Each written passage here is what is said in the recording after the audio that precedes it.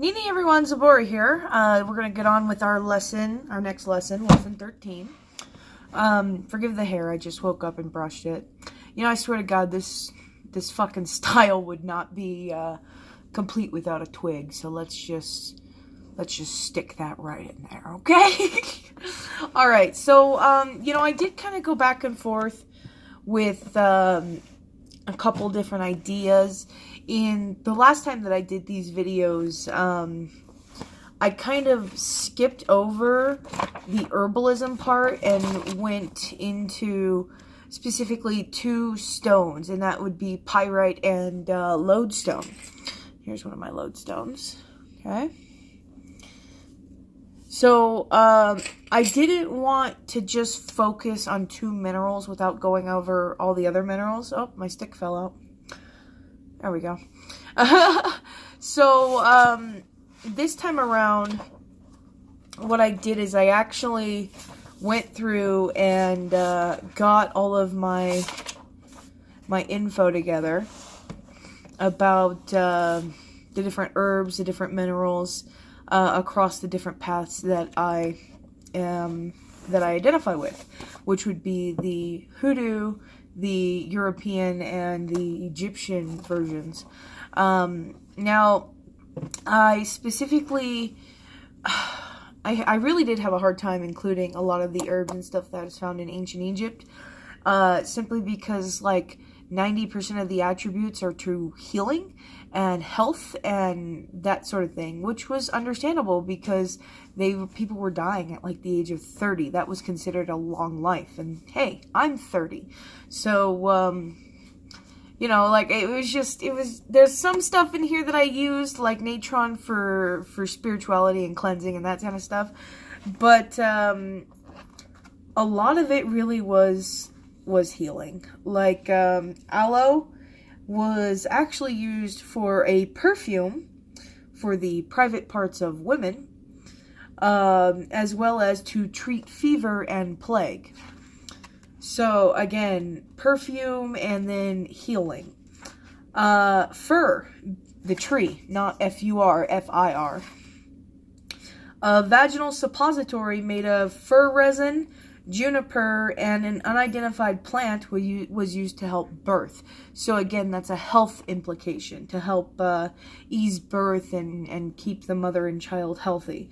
A remedy to soften stiff limbs. So if you had like a sore leg or a sore arm, they would rub you with fir resin, dregs of sweet beer, and natron in a bandage, and then they would wrap it up. So it's really a lot of just healing associations. So I didn't really pull too much from this.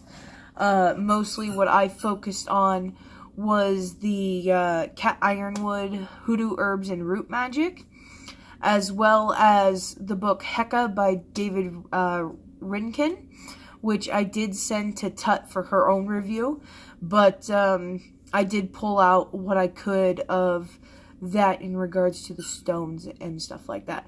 So the list that I'm going to be reading to you, or the associations I'm going to be giving you, the correspondences, are related specifically to my path. So these are Southern rootwork correspondences and Egyptian correspondences. So if you see something that you're like, hey, what the hell?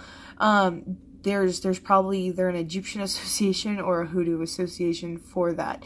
So if you do not practice this way or my way, this may not be helpful to you, but I do know that there are quite a few Egyptian pagans out there who are kind of into my path. I talk to you on a regular. So this video's for you guys, okay?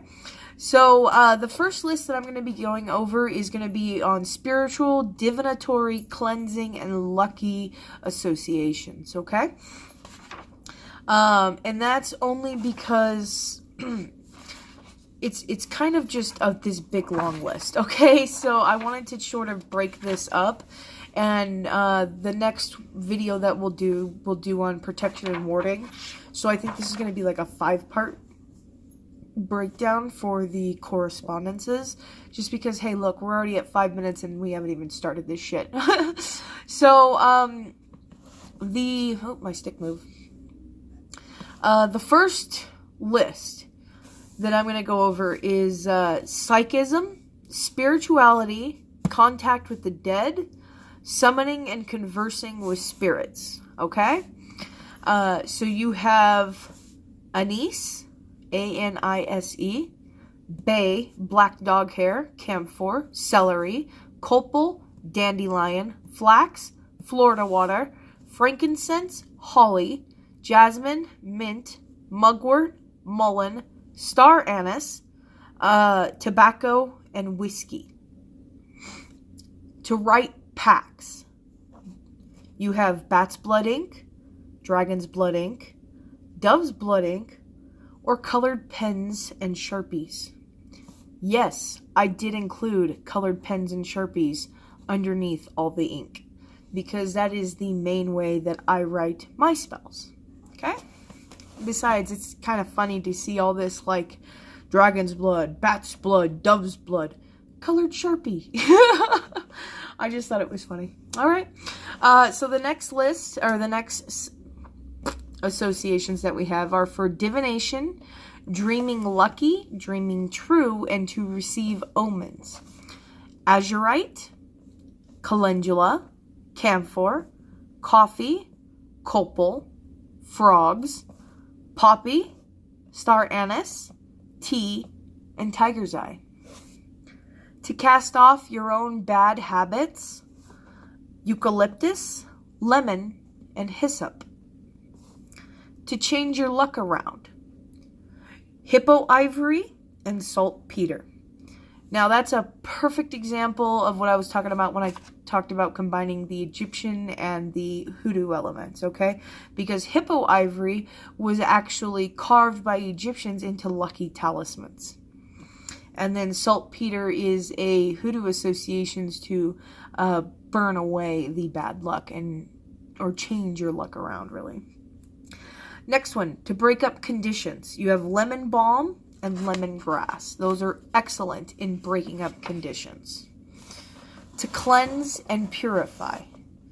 Ammonia, benzoin, camphor, cinnamon, citronella, dragon's blood, Epsom salts, eucalyptus, lemon, lemon balm, lemongrass, lemon verbena, oak, orange, palmarosa, pine, rosemary, salt, and saltpeter.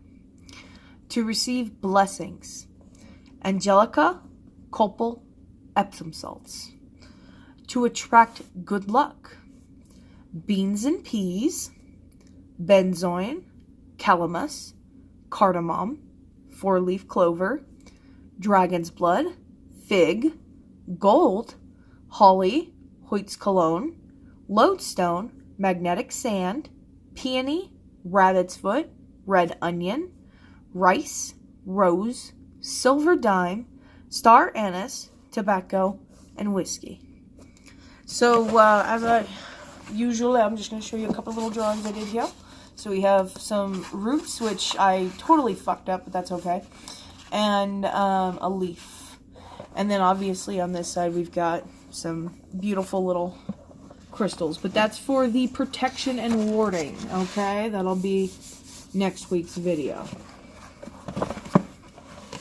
So, that's it for tonight, guys. Synapti.